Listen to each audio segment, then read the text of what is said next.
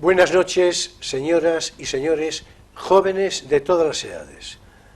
Bienvenidos a Crisol de Cultura, el programa de la televisión Ferrol en la noche de los sábados.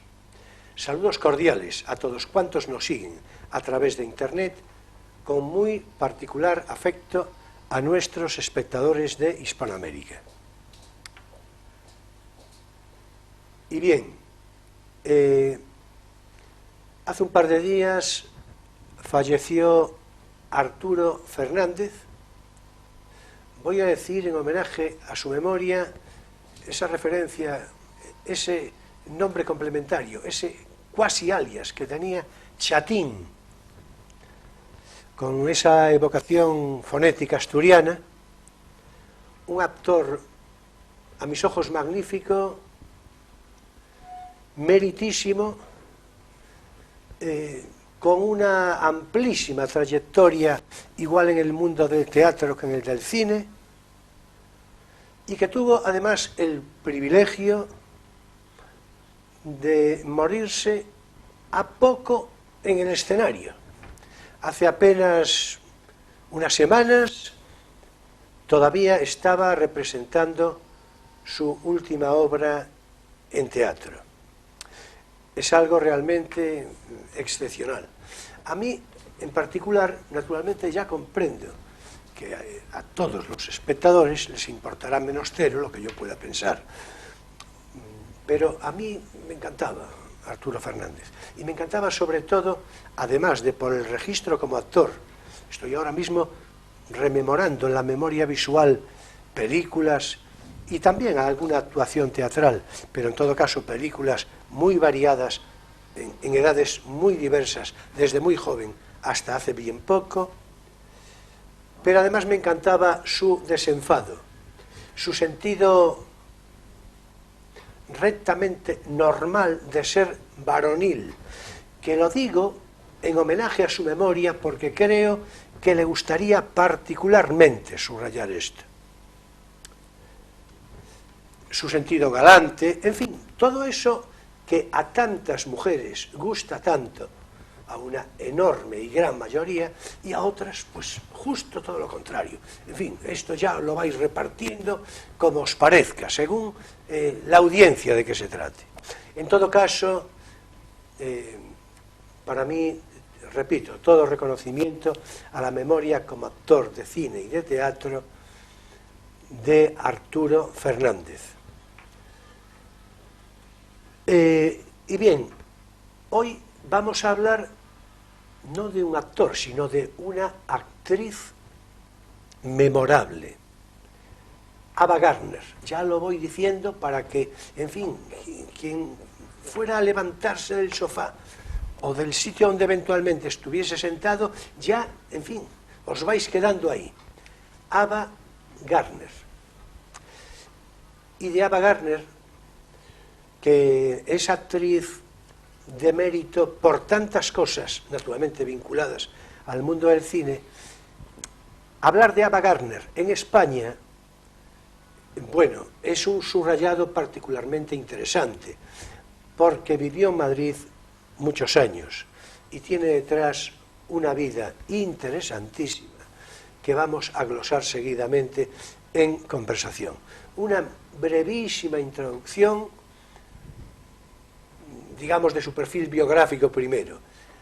Ava Lavinia Gardner, que mis compañeros de tertulia seguramente pronunciarían muchísimo mejor, sobre todo José Polo, que para eso es filólogo en lengua inglesa, nació en Carolina del Norte. Por cierto, hablando de acentos y de ingleses, precisamente por haber nacido en Carolina del Norte, pasó un pequeño vía crucis Ava Gardner porque tuvo que tomar digamos, lecciones de dicción porque tenía un acento de Carolina del Norte, porque claro, se puede decir, oye, ¿qué ocurre? Y entonces los acentos no puede tener uno, sí, puede tener los que quiera. Lo que ocurre es que después, para según el ámbito en el que te muevas, si tienes un acento muy marcado de según qué, pues vas a valer regular. Bueno, que tuvo que hacer un curso de dicción de mucho cuidado. Bueno, así me lo parece a mí. Había nacido en el año 1922, un día de Nochebuena, que ya, en fin, tiene su curiosidad. Después murió en Westminster el 25 de enero de 1990.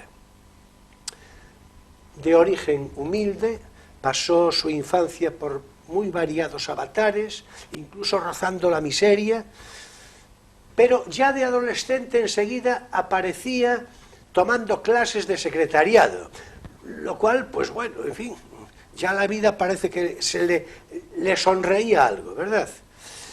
Bueno, muy bien, podía contarlo yo ahora, pero yo creo que ya es mejor que nos lo vaya contando José Polo, porque en el estudio, en el escaparate del estudio fotográfico de un cuñado de Ava Gardner, pues puso una fotografía de Ava, que claro, era una señora estupenda, quiero decir, una chica estupenda, y a partir de ahí pasó un cazatalentos de la Metro-Goldwyn-Mayer, que claro, debía de pasar por allí, por el estudio, a ver qué pasaba. Con frecuencia se encontró con Ava Gardner y paró, claro. Bueno, en fin, voy a presentar a José Polo, ya repetidamente aludido, y previamente voy a saludar a Emilio Saldaña, en fin, nuestro filósofo de cabecera, a quien me consta que Ava Gardner le gusta no poco, quiero decir, así, el aspecto de la conversación, sus referencias biográficas, su talento como actriz, y luego el resto ya va de suyo. Bueno, bienvenido. Buenas noches. Buenas noches, Emilio. Bien, José Polo, ya lo dije, es conocido, es actor de doblaje, bueno, esto no lo dije, pero lo digo ahora, actor de doblaje, licenciado en filología inglesa, eso sí es lo que ya había dicho, y se ocupa, es propietario y gerente, gestor de su empresa Penteo Films, a la que ya me referí en repetidas ocasiones, a la que voy a seguir insistiendo en subrayar, porque es una empresa, un estudio de doblaje y una empresa que exporta cine a todo el mundo. Bueno, ya lo digo yo así, después si él quiere hacer algún matiz, que lo haga. Así que, bien, José Polo, bienvenido. Gracias, Julio, y como siempre, encantado de estar aquí con vosotros. Bueno, yo creo que hoy tenemos un talento sobrenatural que destacaba allá donde iba, no solo con la presencia, sino con el talento que demostró en las películas que hizo, ¿no? El talento sobrenatural me gusta especialmente, lo de claro, sobrenatural, sí, porque era así. Yo creo que conocerla en persona debía impresionar, aparte sí. del talento en las películas, tenía un carisma y un gancho en pantalla fuera de lo común. Por eso, lo que tú bien decías, alguien la vio en una fotografía y dijo, aquí hay algo al margen importante. Al margen tópicos, se debe decir ya lo del animal más bello del mundo. Claro, es decir, es que claro, ya esto... Una verdad que le como un pusieron... Una verdad como un templo. Exactamente, como un templo y una verdad impresionante. Sí. Porque claro, queda uno, ¿verdad? Pues sí, su origen, como bien decías, es muy humilde. Carolina del Norte, 1922, previo a la Gran Depresión, varios hermanos, tenían una pequeña empresa familiar de tabaco y algodón.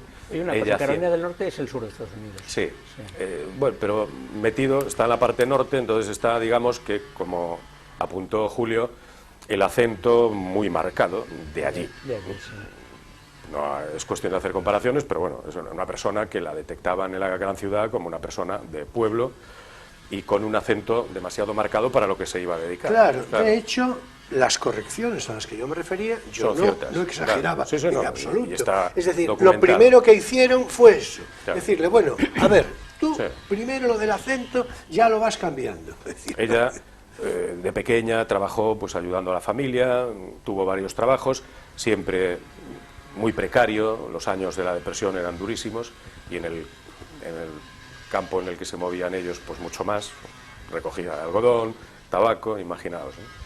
toda la revolución que iba a venir ahí.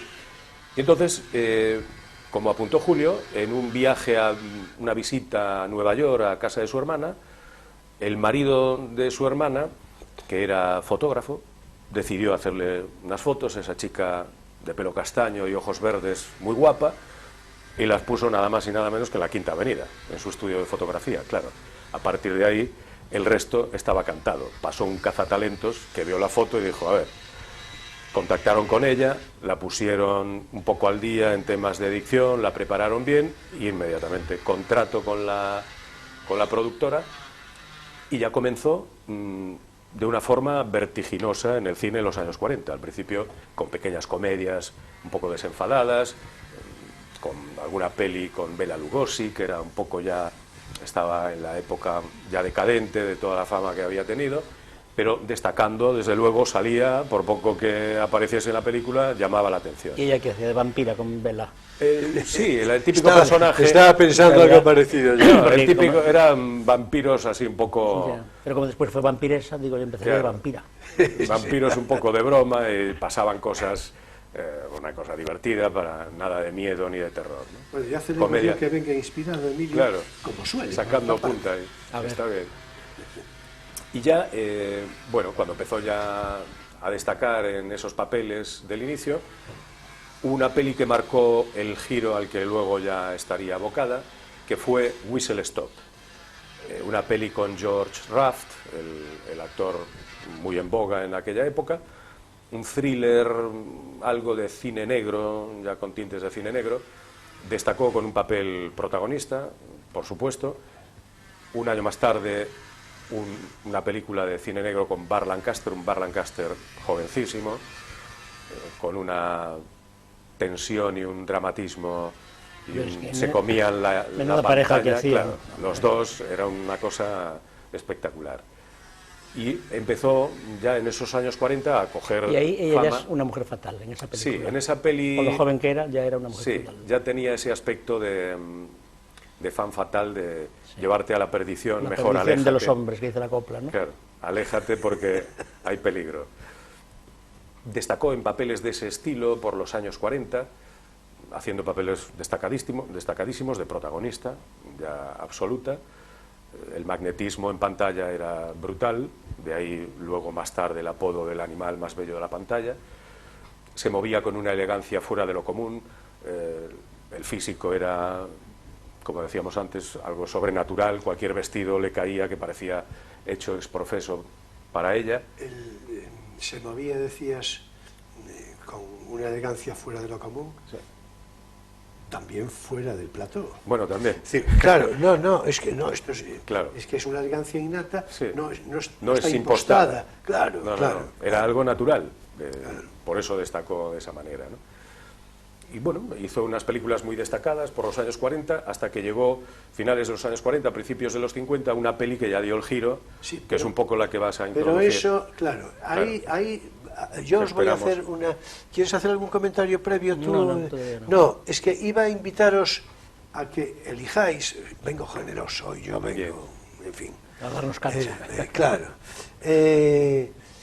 A que elijáis... Vamos a ver, al hablar de Ava Gardner, ya lo cité en la introducción previa, Ava Gardner tiene la virtud para la perspectiva de un español, para la perspectiva de España, de su vida en España, de su vida en Madrid, tan interesante desde todos los puntos de vista, desde todos, en fin, sociológicos, artísticos, es decir, desde todos ellos, ¿no? Entonces, a esto hemos de dedicarle... Sí.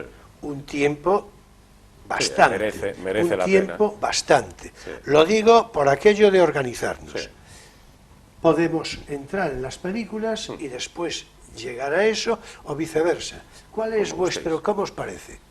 ¿Cómo os parece? Podemos entrar inmediatamente si queréis y luego vamos relacionando las películas de esa época, porque es en esos años 50 cuando...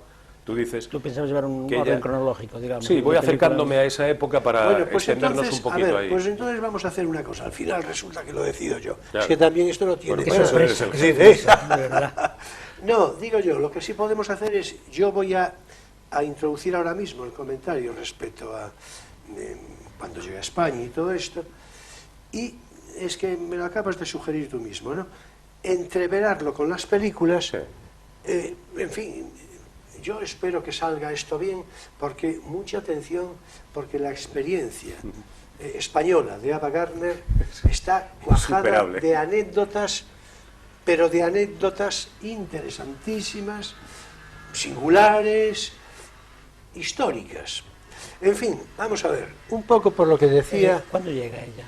Ella ¿Cuándo llega ella a España? Se establece en el años? 55. Ella ya toma contacto cuando graban la primera película que la relaciona con España, Pandora y el holandés errante, con ¿Y ella, por el qué la protagonista. relación? ¿Se filma en Porque se aquí? filma en la costa...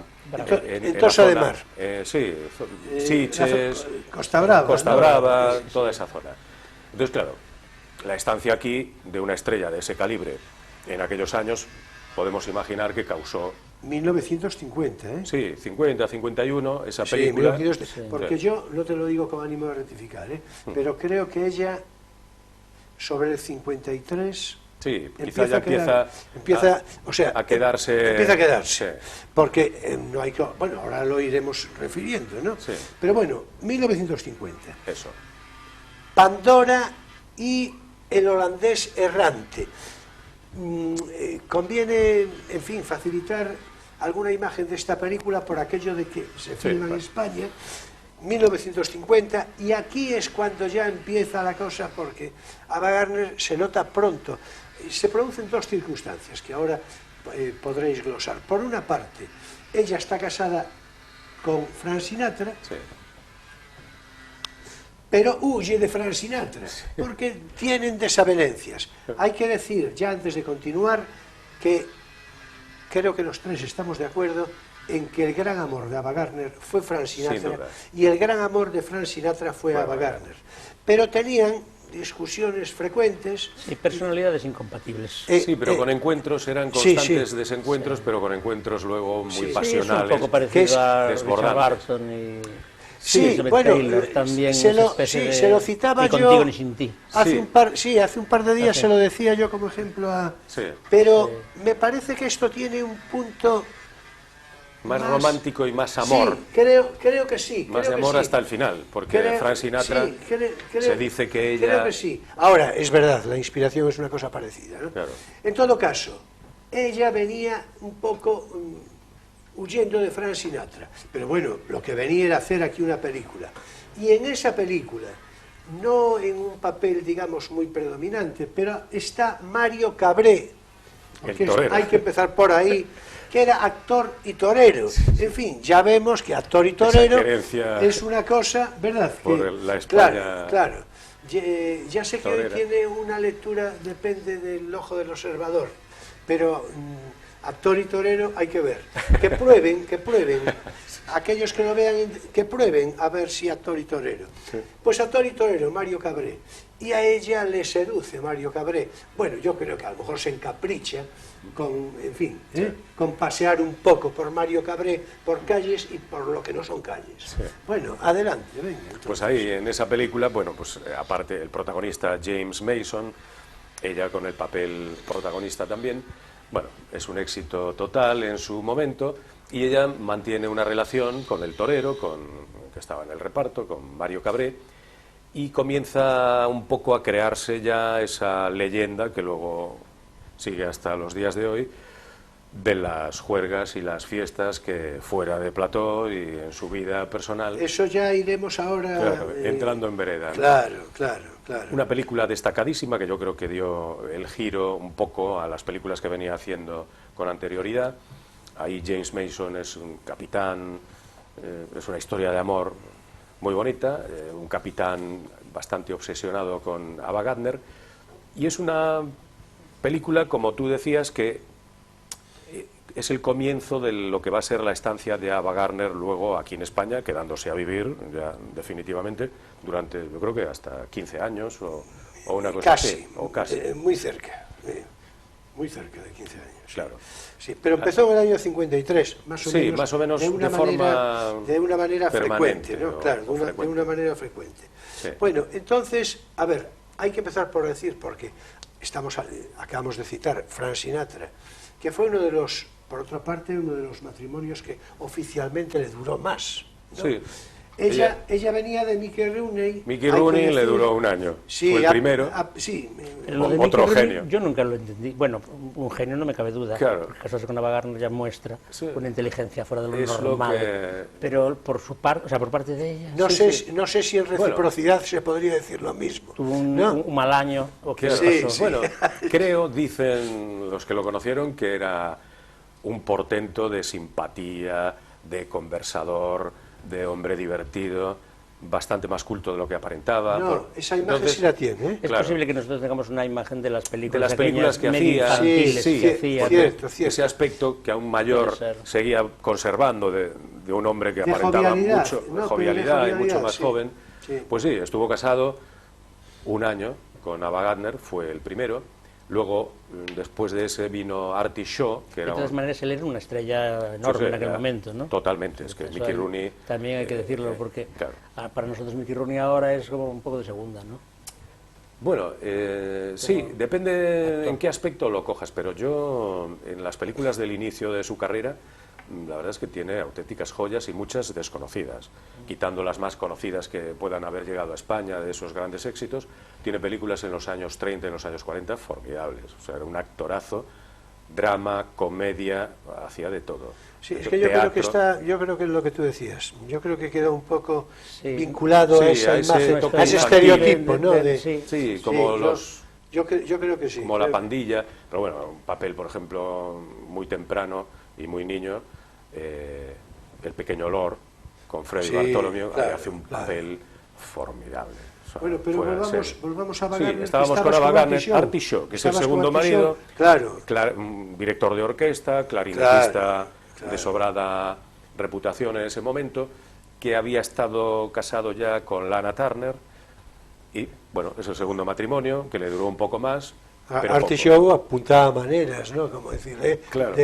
¿Qué sería su tercera mujer? Me pregunto. de Lana Turner Claro. a Ava Gardner, Iba- en fin, sí. ya no está Era- mal. Tenía un buen olfato. Sí, sí. Y luego ya el tercero, bueno, hubo por el medio, dicen las malas lenguas, que el magnate Howard Hughes Sí, de eso se la, habla. la perseguía, intentaba por todos los medios que se casara con ella. Yo creo que lo que acabas de decir es literalmente exacto, lo digo sobre todo para que los espectadores que no lo sepan. Es que la perseguía, en fin, Sí, de sin una forma. ánimo, Bueno, es que pero- la personalidad de Hughes era un poco trastornada y obsesiva, ¿eh? Sí, no me extrañaría nada. un multimillonario extravagante, Extravagante. Que creía que podía conseguirlo un todo. multimillonario extravagante, que yo comprendo que, claro, desde su prepotencia, pues, Económica. y luego director y productor de cine y tal, parece que todo se avenía Sí. a decirle, a ver, Ava, mujer, Pues no. pero claro, no. Fue Frank Sinatra. Ella era caprichosa.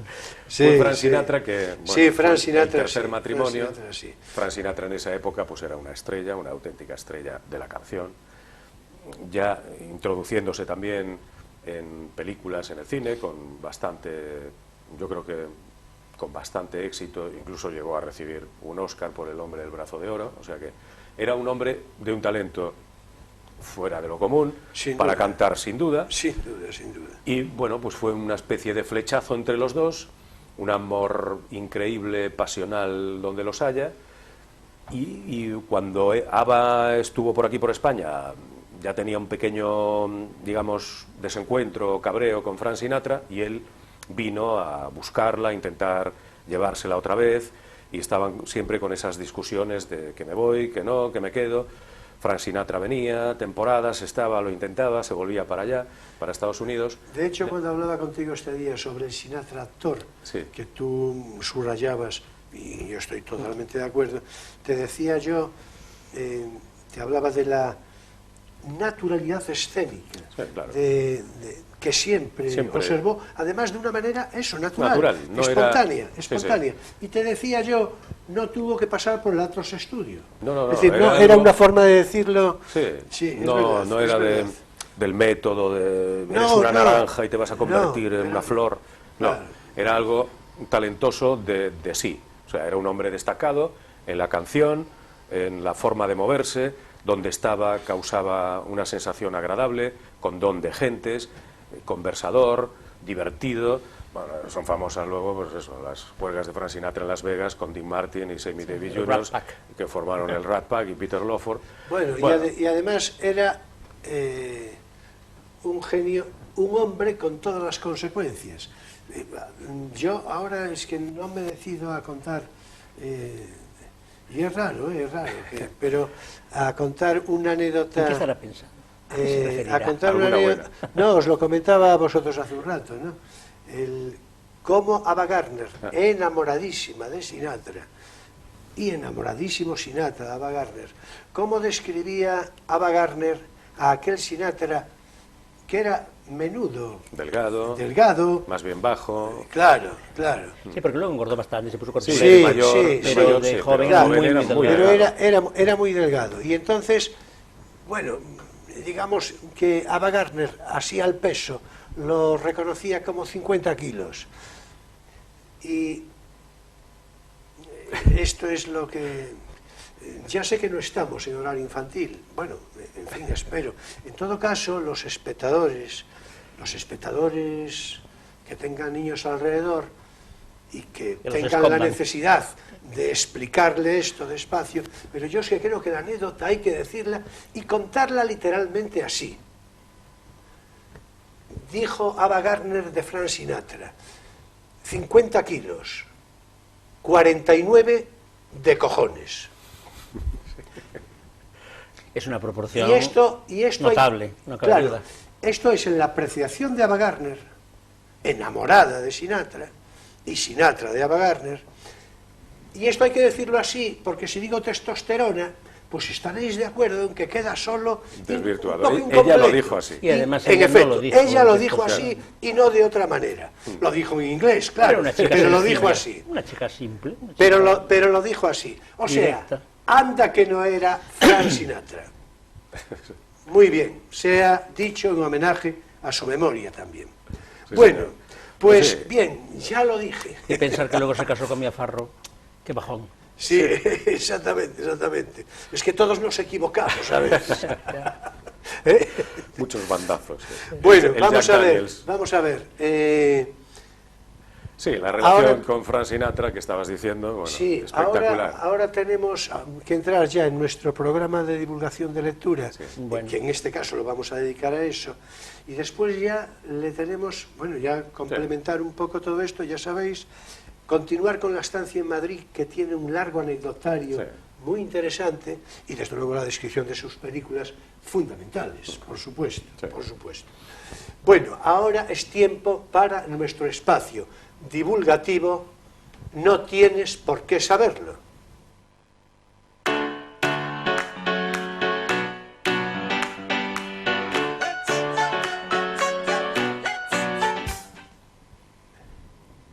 Bueno, hoy recuperamos nuestro saludable hábito de recomendar lectura. Naturalmente volveremos en cualquier momento, sobre todo con la presencia de Mariano, más o menos circunstancial, con las locuciones latinas, que es lo suyo, aunque no solo eso. Una de las cosas suyas. En efecto. Pero además fue muy simpático, tú no estabas ese día. Nuestros espectadores habituales lo recordarán. Hubo un momento en que, en ese primer día que tú faltaste, que vino él, pues dije yo, bueno, hoy nos vamos a ocupar de las locuciones latinas y no de la recomendación de lectura, y entonces él, con ese sentido del humor tan característico, tan de Mariano, dijo, bueno, ya creo que ante los espectadores, que de hecho así, como que no me leí un libro nunca, algo parecido, ¿no? Y entonces yo aprovecho para vindicar la figura intelectual de Mariano y decir que cualquier día, lo que ya dije, cualquier día él mismo puede recomendar lectura. En todo caso, nosotros que somos los clásicos, es decir, ¿es así o no? Sí. Pues vamos a recomendar lectura seguidamente.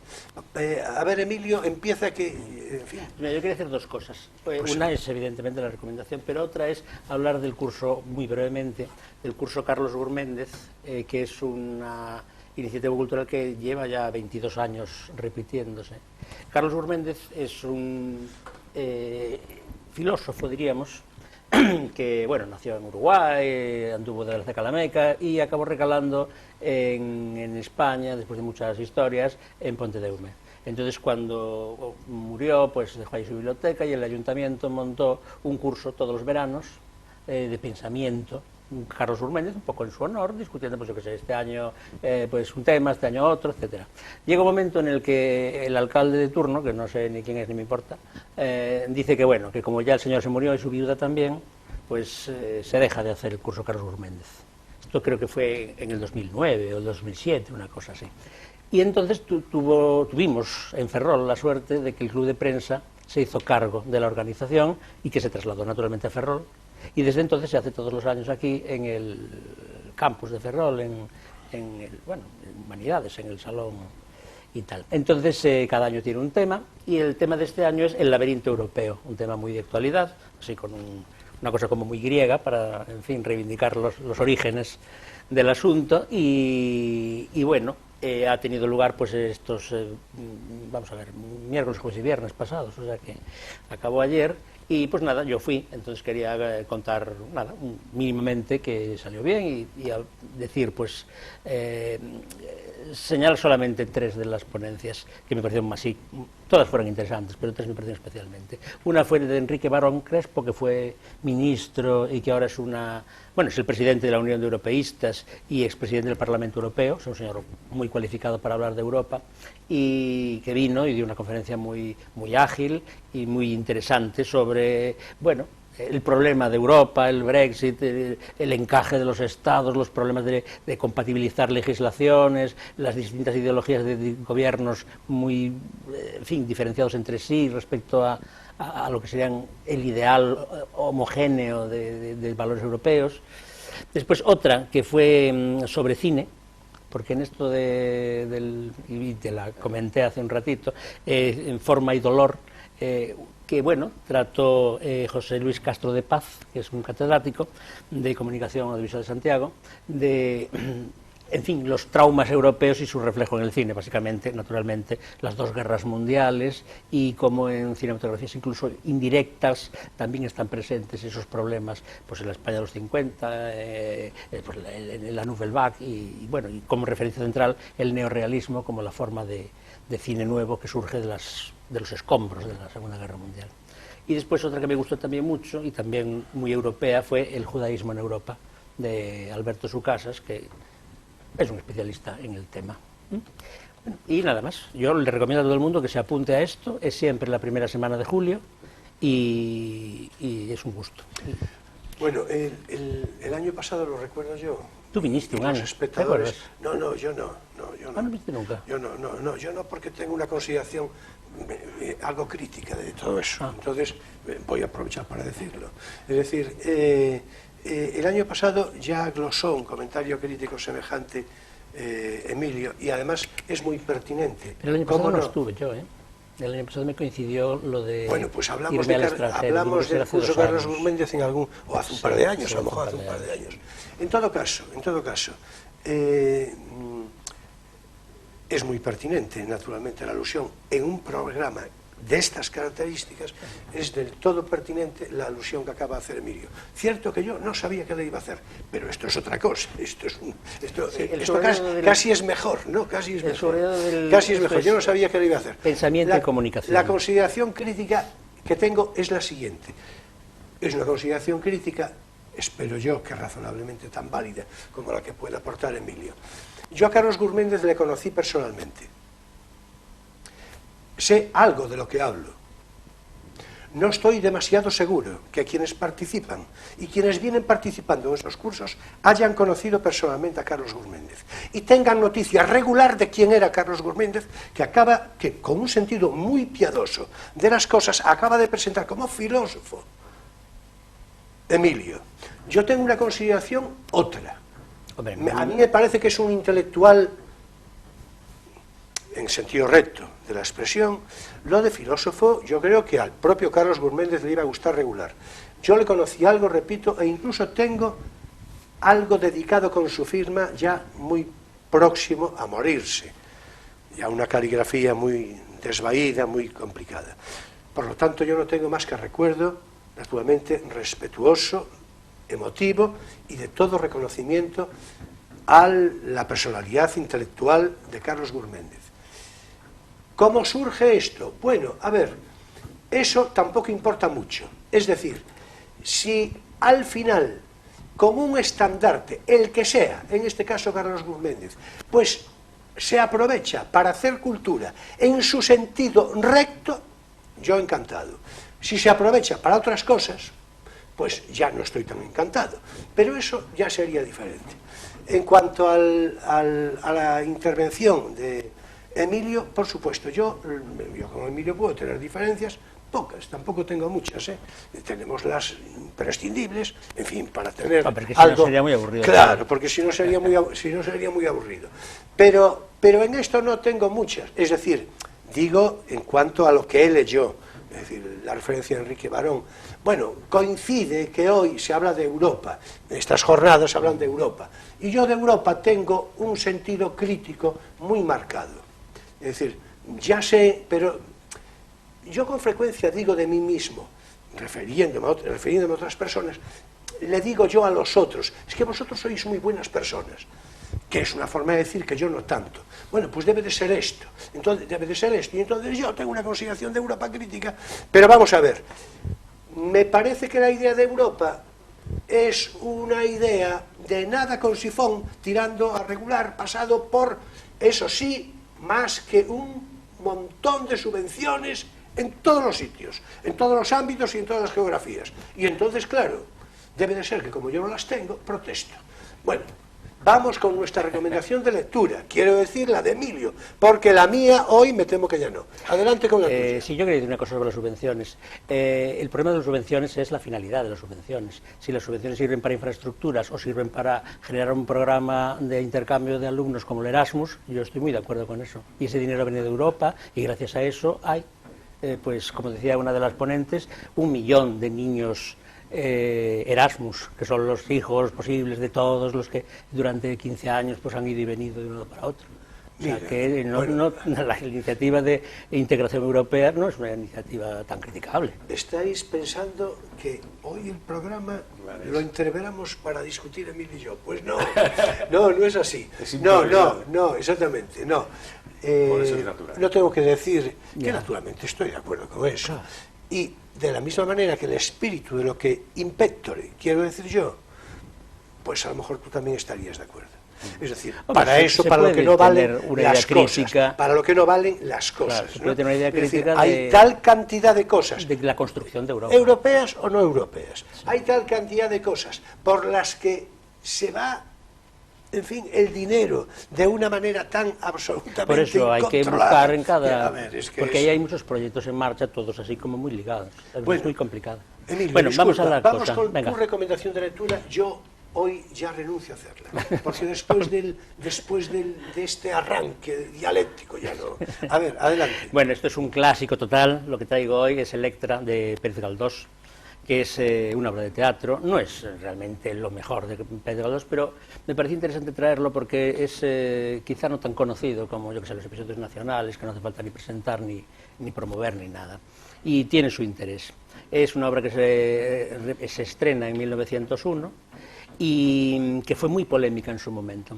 Electra es la hija de, bueno, una mujer que es madre soltera, que no conoce a su padre, vamos, que no, de padre desconocido, y que se enamora de un joven progresista y liberal que se llama Máximo, y aparece ahí un malvado clérigo, es un poquito gótico todo esto, es un malvado clérigo que se llama Salvador de Pantoja, tétrico personaje, como acota la obra, y que la convence de que lo abandone porque pueden ser hermanos, porque como ella no sabe quién es su padre, podría ser que el padre de ella y de él sean el mismo y los dos sean hermanos, y la convence que se meta en un convento. Bueno, en el convento ya tiene dudas, se aparece el fantasma de la madre que está muerta y le dice que no son hermanos y que sea feliz y que viva su vida y que abandone el convento y que tiene un final romántico, se va con el máximo este. Es decir, Electra es como la luz frente a la superstición y la oscuridad eclesiástica y jesuítica, que es un tema muy de la época.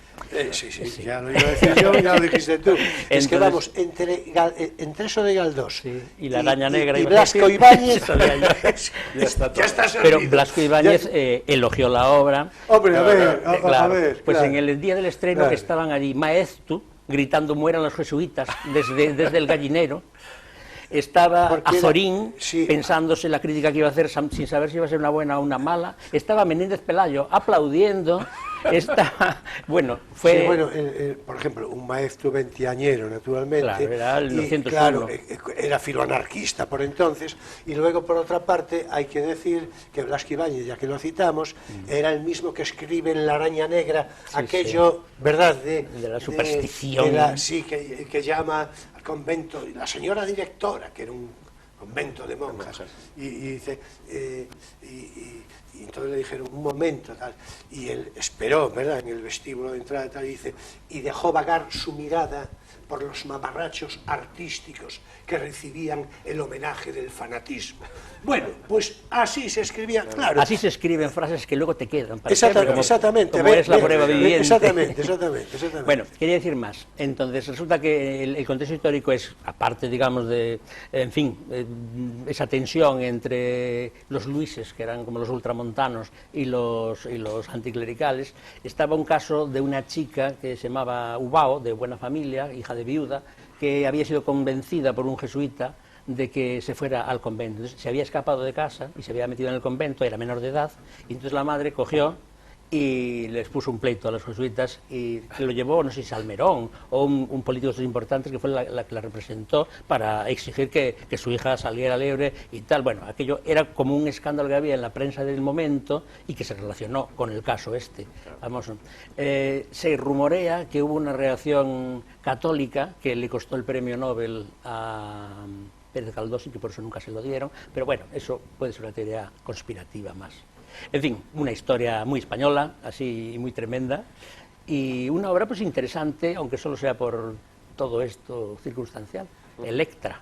Bueno, yo desde el punto de vista, por otra parte tú lo sabes, ¿no?, desde el punto de vista estrictamente literario e histórico, yo no tengo más que todo reconocimiento a la obra de Galdós, al margen novela o no novela, todo reconocimiento. A mí me parece que es una especie de, bueno, vamos a entrecomillarlo, todo lo necesario, pero una especie de Balzac español.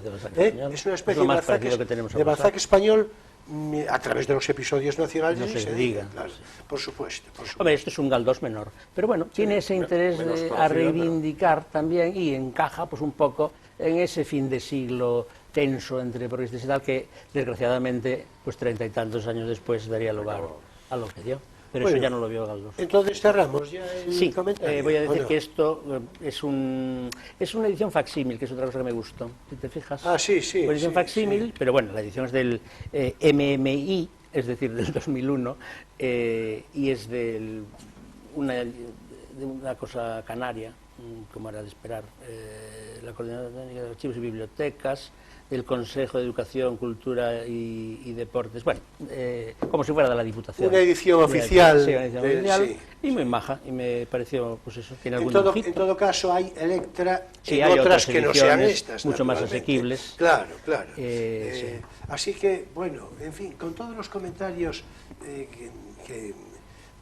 con los que adornamos, más o menos, Pero no te hubiera gustado estar en ese estreno. La crítica de...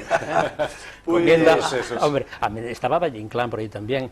Se dice que lloró durante la representación. O sea, un estreno que te junta a Maeztu, a Valle Inclán, a Menéndez Pelayo, a Azorín, Baroja, que lo cuenta en sus memorias, que también estaba. Bueno, pero a ver... Y que encima se monta la que se montó. Por cierto, claro, Valle Inclán, una debilidad personal mía. En fin, yo ya no sé cómo decirlo. Yo creo que de todos, ¿no? Es decir, sí, pero, a ver, ahí sí que ya ni Galdós, no, Valle Inclán es quien es, ¿no? Pero claro, que estuviera en una obra, en este caso pero había Electra, esa de Galdós, expectación. es perfectamente normal, porque claro, son las antípodas de Chegaray. Claro. Es decir, no, y entonces no lo digo naturalmente con consideración respetuosa a la memoria de todos, incluida por supuesto la de Chegaray, pero se ha de decir, ya que citaba el clan, porque tú provocas la situación, ¿entiendes? Es un don que yo, claro, ¿entiendes? Vamos a ver, es famoso y conocido, quienes lo sepáis estupendo, y a quien no, pues acaso algo os guste, que Valle Inclán, con esa bilis, en fin, que tenía, ¿verdad? Sí, sí. Ese tono vitriólico. Ese también era un don. Naturalmente. Pues quedó en el imaginario popular y en sus frases rotundas y jocundas, porque de todavía, eso de que dicen que hay en Bombay, bueno, lo digo con una literalidad muy aproximada, que no seguramente exacta, pero, y el espíritu desde luego que sí, dicen que hay en Bombay terrible peste bubónica, y aquí en Madrid estrenan un drama de Chegaray. Mejor están en Bombay. Así que yo creo que esto... Sí, no le tenía ninguna simpatía. Y es tan tonto, que si mandas una carta sin remite que ponga calle del viejo imbécil, se la dan. Sí. Bueno, pues ya vemos. Bueno, hasta aquí nuestro espacio divulgativo. No tienes por qué saberlo.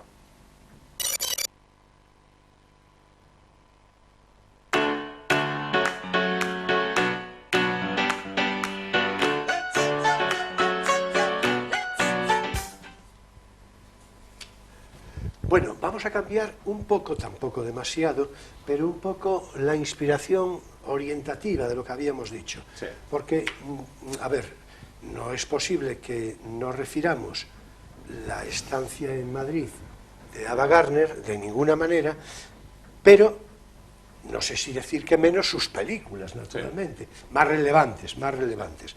Entonces, si os parece, haciendo economía y virtud inteligente del tiempo, pues vamos a referir las películas y ya después le entramos recreándonos en lo de Madrid, ¿no? Vamos a ver, Pandore y el holandés errante, 1950, la película en España, la que ya citamos, de la que ya habremos, creo que pasado imágenes, sí. No llegué a comprobarlo. En todo caso, en el año 52, mítica, Las nieves del Kilimanjaro, claro. Esa también. Es la segunda obra de Hemingway que representaba a Ava Gardner. En efecto, en el que aparece con Gregory Peck y con Susan Hayward, una actriz de la época, en fin, también notable, ¿no? Bueno, y en el 53, Mogambo, una de las películas emblemáticas de la historia del cine. Icónica. ¿Estamos de acuerdo? Con un Clark Gable es que en su época. ¿A qué tres junto la película? Claro, Grace Kelly. En la que Grace Kelly y Ava Gardner un duelo, tienen un duelo personal interpretativo por llevarse de paseo. Representan dos modelos completamente distintos de atracción femenina. Yo creo que ahí estuvo por supuesto, la clave. Claro, yo creo que las buscaron porque vamos más, solo faltaba Audrey Hepburn ya. Sí. O sea, yo creo que sabéis de qué va la cosa, pero en la geografía africana, en el África negra, naturalmente, hay un cazador blanco, que es Clark Gable. Blanco pero moreno. Exactamente. Corpulento, hombros anchos. Y luego está una rubia y una morena y una rubia. Exactamente. Sí. Bueno, es una película, repito, estaréis de acuerdo que de lo mejor de la historia del cine, de lo mejor, es decir, de las que hay que tener. Sin duda. Por otra parte, con un metraje largo, ¿eh? Sí, y complicado, porque rodar en ese clima, en ese lugar, en aquella época, con todos los medios tal como había que desarrollarlos, las cámaras, el traveling, complicada. Bueno, en el año 54...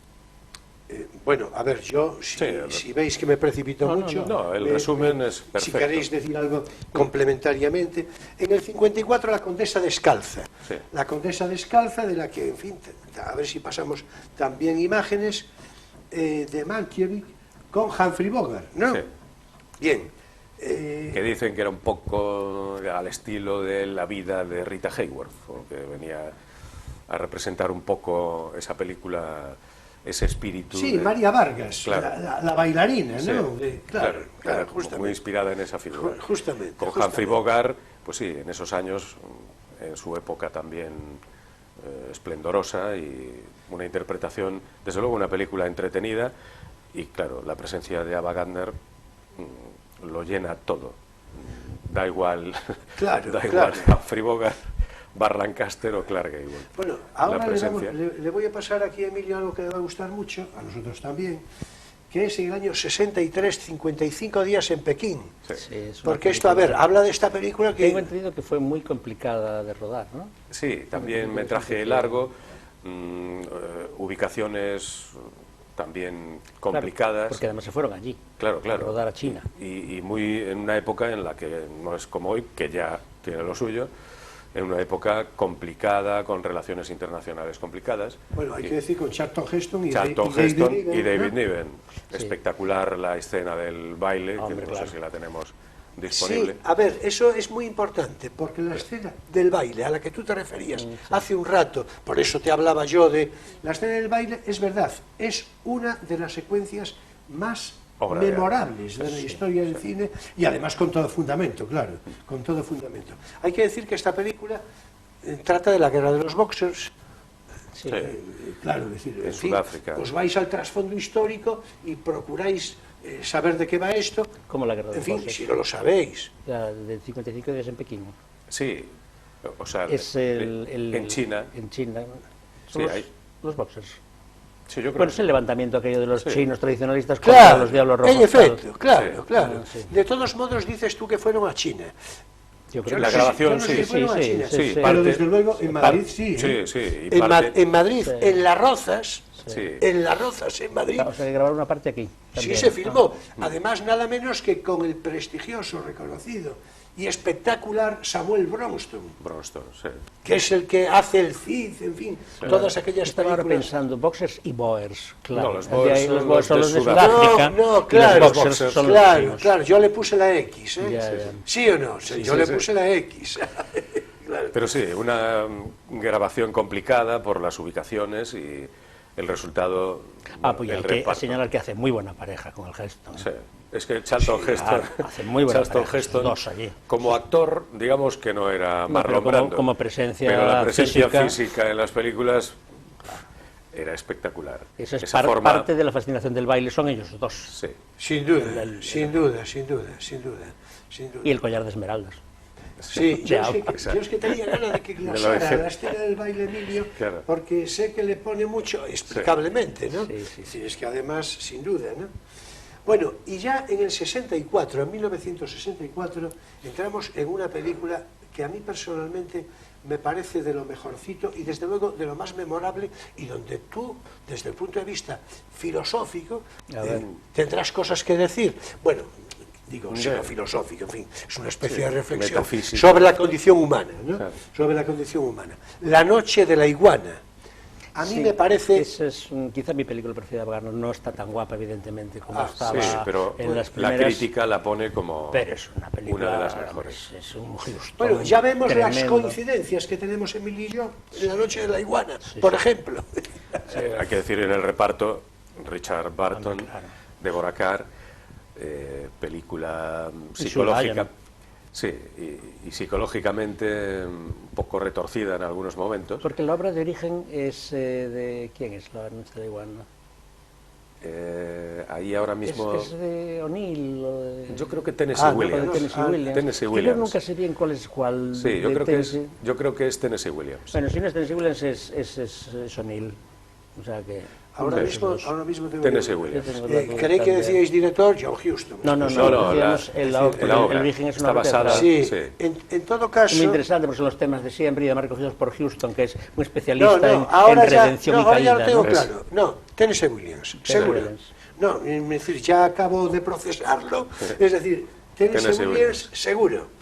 Seguro. Además, con ese tono mórbido. Claro, Sí. Algo Algo que presta psicológicamente, también ya un poquito del principio de la decadencia física de ABBA. Sí, pero, bueno, pero claro, bueno, dices bien, dices también como que ahora hablaremos, su estancia en España se va a ir a los 3 o 4 años Sí. de esta película. En todo caso, una Ava Gardner madura y, en fin, ¿no?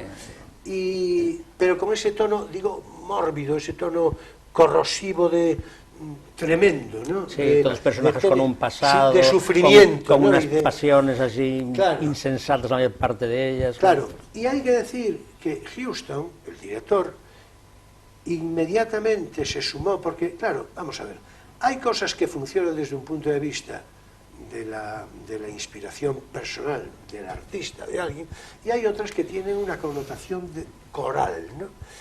Huston decidió, lo sabéis, pero yo lo digo a los espectadores, a los que no lo sepáis, y a los que sí lo sepáis, pues os queda afirmativo. Decidió filmarla en blanco y negro, de una manera deliberada, precisamente para contribuir al clima. Sí, esa atmósfera claro, oscura, a la psicología que en efecto, sí, que tiene que ver con la inspiración de Tennessee Williams, que por otra parte siempre sus personajes son así, es decir, ¿no? Sí, siempre, torturados. ¿no? Lo que pasa es que aquí hay una cierta esperanza sí, de redención al de todos final. estos personajes caídos y exiliados y en fin. Bueno, torturados. vamos a decir algo más a modo de redondeo, porque me parece que La Noche de Iguana merece la pena. Se trata de Richard Barton, en fin, pastor protestante, que es acusado de abusar de una menor, y a partir de ahí pues se busca la vida como guía turístico, ¿no? Después de, en fin, sintetizándolo mucho, ¿no? Y bueno, aquí... Bueno, y que tiene un presente bastante alcoholizado. Ah, sí, película, sí. Se trata de con un poco monjil, pero que representa una cierta luz ahí espiritual, la otra que representa, pues eso, la atracción animal y el pecado claro, carnal. Su Elión. Y la Sulayon, que es todavía peor. Es que es una cosa tremenda, es decir, ¿entiendes? Es que esa chica, vamos a repetirlo, yo no sé si van a pasar imágenes, espero que sí, es decir... Sulayon es famosa por ser la Lolita de Kubrick. Hay unas imágenes, hay una escena, no sé si vamos a tener la oportunidad de mostrarla, pero es conocida y típica, una escena de baño entre Richard Barton y Sue Lyon, en la que precisamente la puritana, la que representa el puritanismo, los está observando, es decir, porque tú dices que es un tema de actualidad, claro, en efecto. Es la condición humana, ¿eh? Pero eso está siempre pero naturalmente, eso es lo que quiero decir. Pero vamos a ver, es que tú miras más. Y además es un planteamiento muy americano y muy del sur, es el pecado y la redención, es esa cosa. Claro, siempre. justamente. Y luego, por otra parte, pues a ver, yo no me voy a poner estupendo, pero una chica como Sue Lyon, pues claro, a partir de ahí, pues en fin, podemos jugar una partida de parchís, pero si no, es que esto, ¿verdad? Y es que es así. Es extraordinario. Claro, naturalmente. Extraordinario. Es decir, esa escena del baño es casi imprescindible en el reconocimiento de la película, ¿no? Y Ava Gardner bailando allí a la luz de la luna con dos músicos latinorros allí con sus maracas. Sí. Esa también es para acordarse siempre. Sí. Bueno, en todo caso, hay que decir que la última película, la última, fue Regina, ¿no? Regina con Anthony Quinn. Sí, en 1982. Ya muy mayor. Era más bien, yo creo que fue un trabajo más bien uno de los últimos para el cine y un poco a modo. Sí, a modo de... ¿Cuál fue esa catastrófica que también sale ella?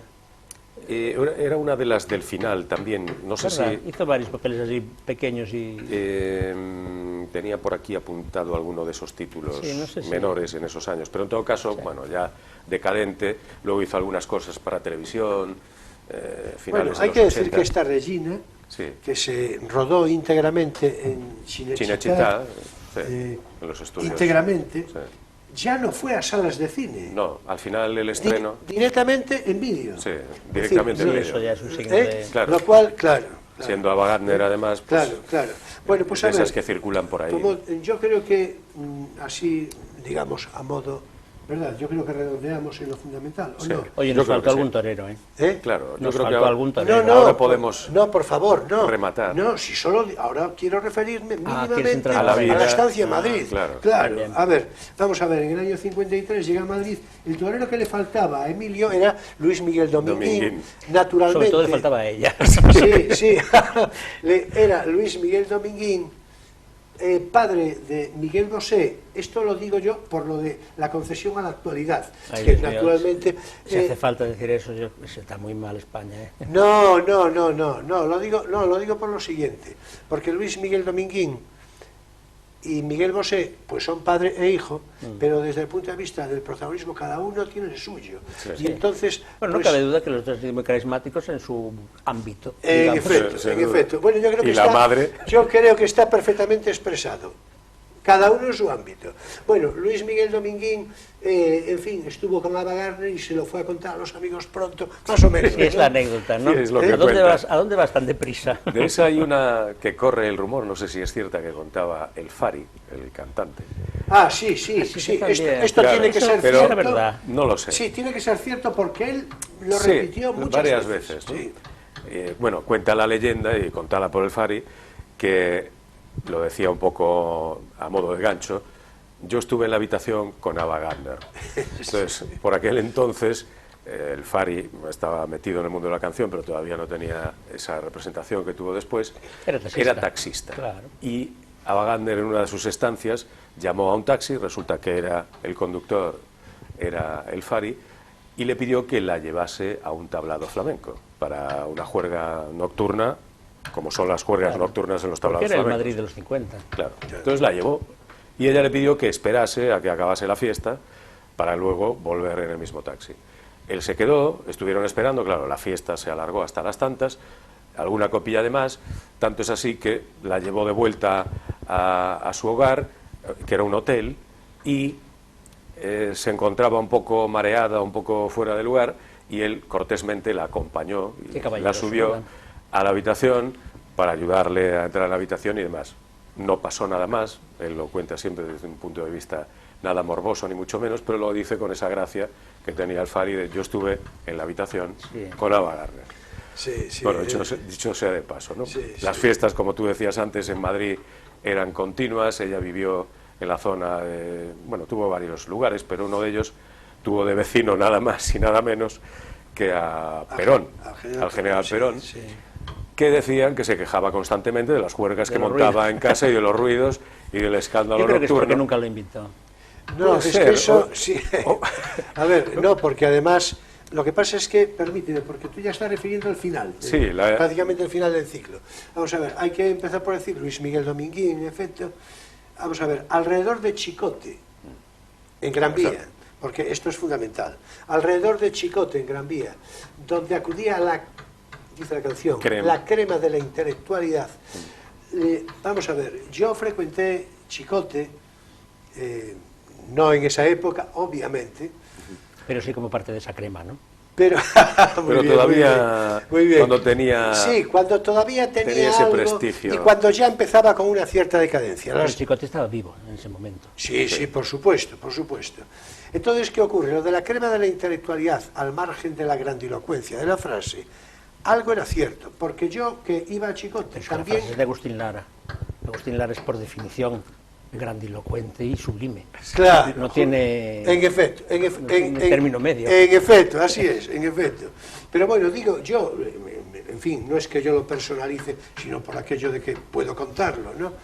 Que iba a Chicote, también iba al Café Gijón, que eran dos ambientes, digamos, complementarios, pero totalmente diferentes.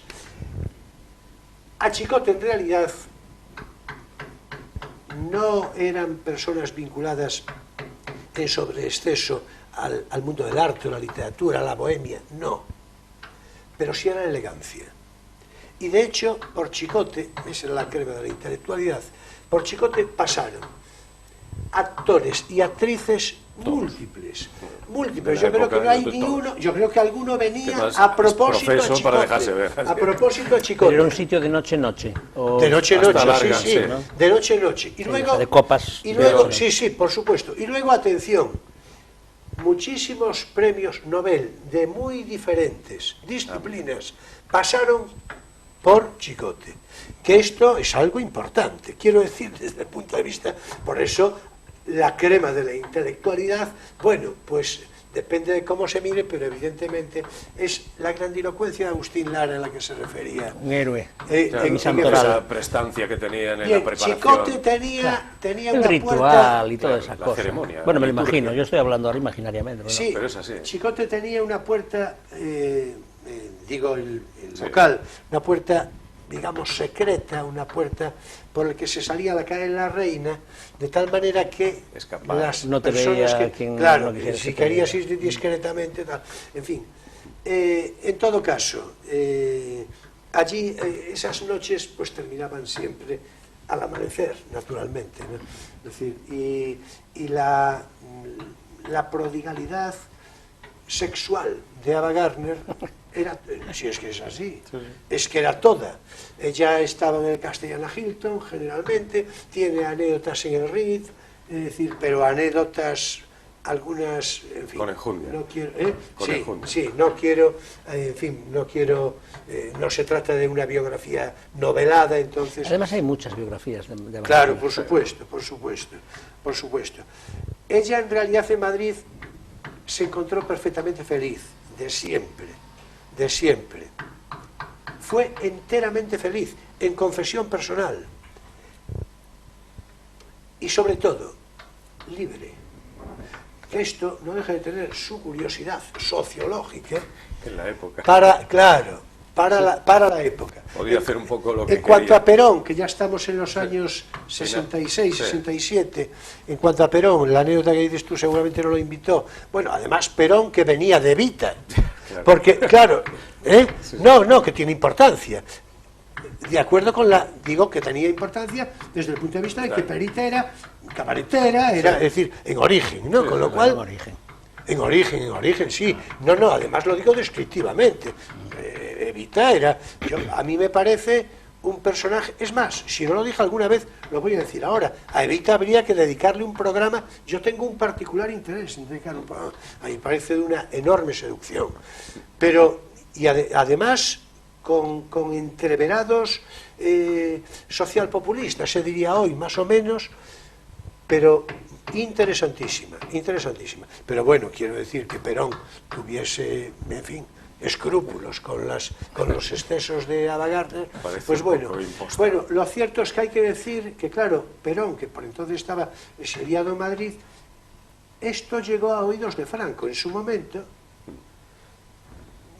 Franco miró para otro lado, pero Franco cuando miraba para otro lado, miraba mano tropo, es decir, Sí. y entonces, de hecho, ocurrió, y esta es la anécdota final que yo creo que conviene decir, te lo contaba a ti el otro día, Sí. ¿no? Y yo creo que merece es la buena. pena, yo creo que merece la pena Es muy decirlo. buena. No la Porque está conocía. Fraga, ¿no? Es decir, Ministro la de figura, Turismo. claro, un Fraga joven, naturalmente, ministro de Información y Turismo, porque Ava Gardner se va de Madrid por un problema con Hacienda, que le reclama una cantidad importante. Esto es lo que hay que decir, ¿no? Sí. Y yo creo que lo de la cantidad importante viene porque, por eso de Perón, Sí. y por las cosas fuera. de... Claro, justamente. Entonces, ella le dice, pero ¿y esto qué es? Y Fraga parece ser que va a verla. Vamos a ver, esto está contado, lo digo para... en fin, quienes tengan curiosidad bibliográfica, está contado en una biografía del propio Fraga, titulada Ciclón Fraga, a cargo de Pilar Cernuda. Pilar Cernuda es la autora de esa biografía, hay que decir que un poco agiográfica, pero en todo caso, ahí lo cuenta. Y digamos que parece ser que se vio con Ava Gardner y que le dijo, mira, esto podía quedar un poco más arreglado. Pero la verdad es que no veo yo, te decía el otro día, No. yo a Fraga, que me parece persona seguramente admirable por tantas cosas, pero no lo veo yo Con seduciendo a Ava Gardner. De seductor decir, maduro. no parece. No lo veo yo seduciendo a Ava Bueno. Gardner, ¿no? En todo A saber. caso. Bueno, Pero pues... al final ella se fue y no hubo negociación ni hubo nada. Ella se marchó a Inglaterra. No, claro. Y allí se quedó. Sí, allí el asunto es que de Perón pasó a Franco, también el abad de los caídos, Fray Justo Pérez de Urbel, anduvo por el medio un poco con... Creo, se dice que fue a verla. El Fray Justo. Sí, sí, sí, lo cual ya me parece a mí, en fin. Eso ya sí que sería digno de tener grabado. Sí, en todo caso.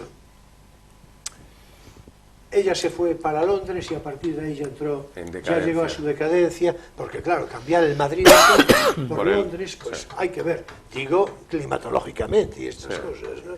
No, y de hecho tuvo una apoplejía estando en Londres, ya avanzada edad. Por cierto, apoplejía, se conviene... Recordar esto que comentábamos antes de Frank Sinatra, que claro, aunque estaban separados, la quería y fue el amor de su vida. Frank Sinatra pagó el viaje de Ava Gardner de Londres a Estados Unidos para curarla de la repercusión de la apoplejía, la estancia y la cura en Estados Unidos y luego el viaje de vuelta, cuando ya estuvo recuperada, el viaje de vuelta a Londres pagado por Frank Sinatra. Y se comentaba, también la gente que la conocía, que ella siempre escuchaba los discos de Frank Sinatra en casa y lo mismo él hablando de su recuerdo y su relación con Ava Gardner, ¿no? De esas que quedan hasta el final. Tal cual. Bueno, relación bonita y un final, murió, hoy en día lo veríamos como una muerte prematura de neumonía con 67 años, es decir, una cosa, bueno, joven para los días que corren y para aquella época también. Sin duda, sin duda. Sí. Así acabó. Sin duda. Bueno, pues Ava Gardner merecería mucho más programa, mucha más memoria, cualquier día volveremos sobre ella. Hoy ya lo tenemos que dejar, ya lo tenemos que dejar. Yo creo que de la conversación última que tú y yo tuvimos, a lo mejor te queda a ti esa anécdota que tenía yo personalmente en Chicote. Bueno, hoy no la voy a contar, otro día ya bonita. La contaré. Otro día la contaré porque tiene su, en fin, su curiosidad, ¿no? Su curiosidad emotiva también, ¿no? Bueno, en fin, ahora es tiempo para nuestro espacio lírico, Poesía eres tú.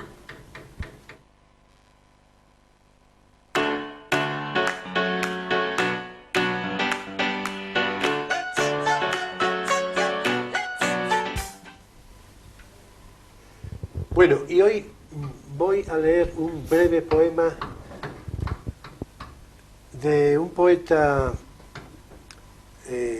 castellano, zamorano, Justo Alejo, que se murió muy joven, se murió además, tuvo una muerte muy complicada, en fin, con apariencia de suicidio, aunque parece que todo esto se negó. En todo caso, él era suboficial del ejército, que ya tiene su gracia. A ver, digo por toda la circunstancia, era un militar con una referencia un tanto crítica de la propia gestión militar, que a veces pues ocurren estas cosas, ¿verdad? Y en todo caso, era un esteta de la poesía y de otras suertes artísticas.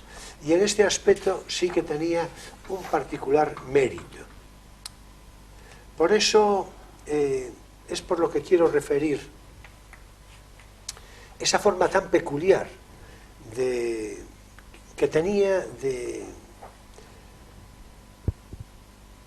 escribir poesía, su poesía, una poesía que yo voy a leer naturalmente y le voy a dar pues la consecuencia forma fonética, pero en realidad la poesía de Justo Alejo es sobre todo para leerla. Yo en todo caso voy, que ya tiene su aquel, ¿no? Porque para leerlo más que para... Sí, lo cual, que tiene su aquel, porque que tiene su aquel, bueno, porque hay que declamarla de una manera muy particular, en fin, yo no sé si lo voy a conseguir del todo, ¿no? En todo caso, no sé si a los espectadores les llega un ruido de fondo que a mí me está impacientando, pero en todo caso, sobre todo ahora que voy a leer poesía, en fin. En todo caso, es que a veces en los platós imponderables, las cosas imponderables. Claro, son una de las cosas más, en fin. Bueno, pues vamos a ver, se trata de unos sonetos particulares, digo, de los que voy a leer uno, naturalmente, incluso con el ruido de fondo. En fin, en todo caso podéis, los espectadores, podéis ir a la carta de reclamaciones de la emisora diciendo estas cosas no se hacen. Pero a lo mejor no se recoge. No, si no se recoge mucho mejor, porque entonces todo esto sobra. Yo espero que no se recoja, ¿eh? Claro, porque... claro. Bueno, vamos a ver. Los cantos de la luna, así titula uno de los poemas, Justo Alejo. Vaya en su memoria. La piedra, un almirante mira y mira, en el salón de otoño, un día cualquiera, traída de lo alto a esta ribera, desde aquella lejana luna o lira. El almirante mira y se retira. Va pensando en la luna en primavera.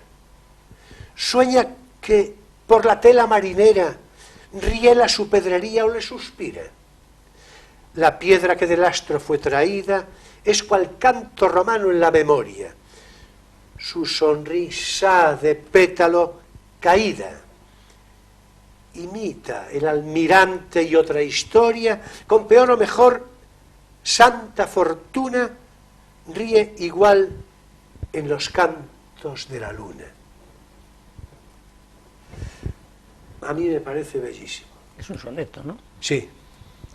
A mí me parecen bellísimos. Es que tiene una grafía, ¿qué es lo que tiene? Unas letras mayúsculas. Sí, sí. Es lo que yo pretendía darle un cierto carácter fonético de fondo. En fin, con mejor o peor fortuna ya se verá. En todo caso, con la mejor emoción poética de Justo Alejo. Y hasta aquí nuestro espacio lírico, poesía, eres tú.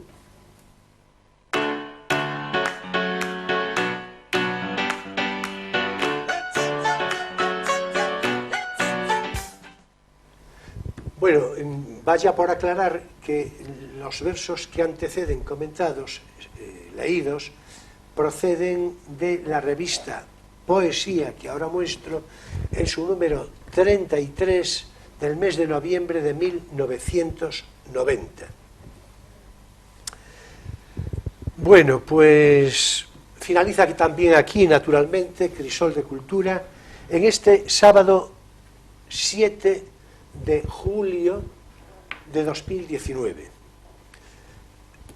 Muchas gracias, José Polo, ya sabes que por tu presencia, por tu conversación, y te lo dije el otro día, ahora ya públicamente te lo voy a recordar.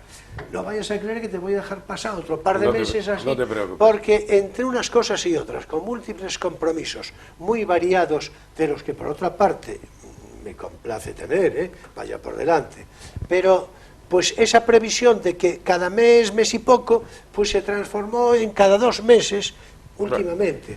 Bueno, condiciones de la programación, sí, totalmente. Pero bueno, yo voy a entendibles. procurar que no sea así, así que ya vamos viendo a quién le vamos a dedicar el próximo programa. Bien. ¿De acuerdo? Vale. Bueno, pues de acuerdo. Bueno, muchas gracias a ti también, Emilio, naturalmente. Vamos a ver.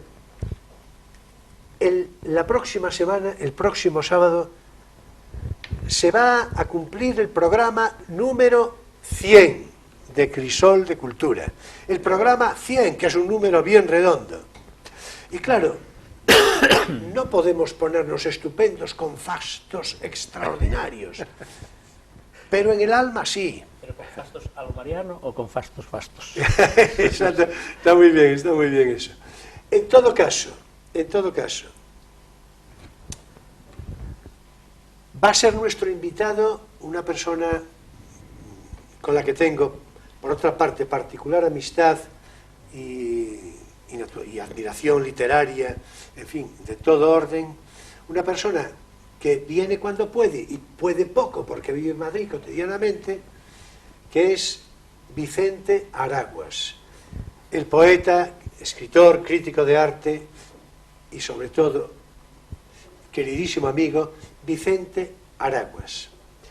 Y con él vamos a hablar, ya veremos de qué, porque, bueno, ya sé yo de qué, que os lo voy a decir, pero lo digo en el sentido de que con Vicente Araguas, ¿verdad? La conversación puede tomar... Se sabe cómo empieza, pero claro, puede no tomar por dónde va digresiones a ir. Muy variadas, que es lo que Pero además es a bonito, mí me ¿verdad? gusta. Claro. Claro. Pero en principio, digamos, el leitmotiv y el desarrollo fundamental del programa van a ser, atención, los actores y actrices de cine y teatro ferrolanos, de origen ferrolano. Por cierto, una nómina fecunda, A lo mejor estáis pensando en Javier Gutiérrez. Sí, yo estaba pensando en Javier Gutiérrez. Actual.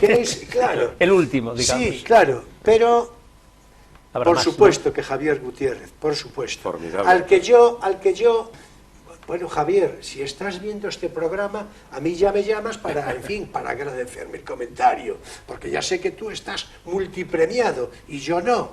Oye, que si quiere venir por aquí, invítalo. Pero el comentario lo hago yo, bueno, por supuesto. A este plató ni se diga, invitado. Pero, en todo caso, le dije yo a Vicente Araguas, hablando con él hace poco, le dije, refiriéndome a ti, le dije, Javier Gutiérrez, casi nuestro Bogart. Lo cual espero que te guste, ¿eh? Espero que te guste.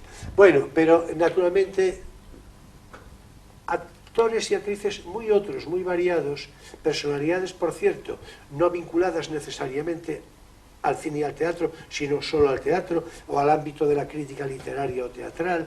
Una persona como Loló Pérez Linos, que es una debilidad personal mía, y además yo es que la conocí, la traté en sus últimos años de vida, y no tengo más que reconocimiento a su memoria y gratitud a su conversación.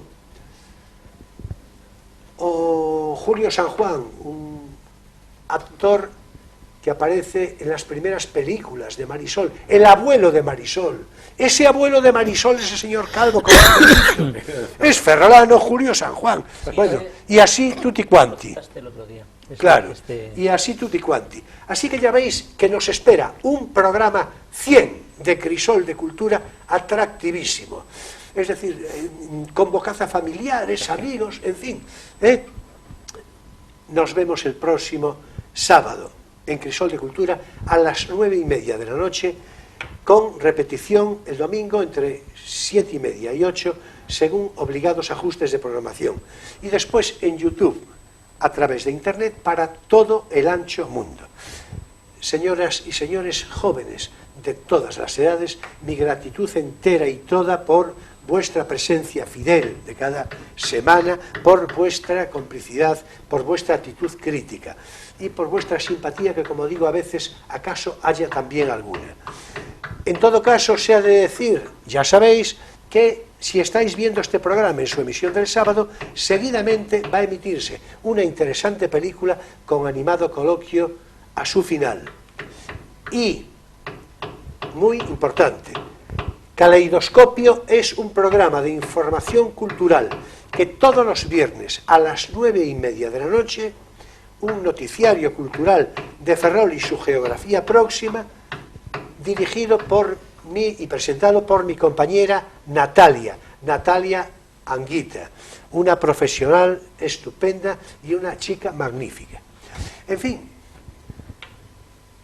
nos vemos el próximo sábado en Crisol de Cultura a las 9:30 de la noche, y será, como siempre, un placer, un redondo placer, el próximo sábado con ese número 100. Y bien, ya sabéis que paso lista. Muchas gracias, buenas noches y feliz semana.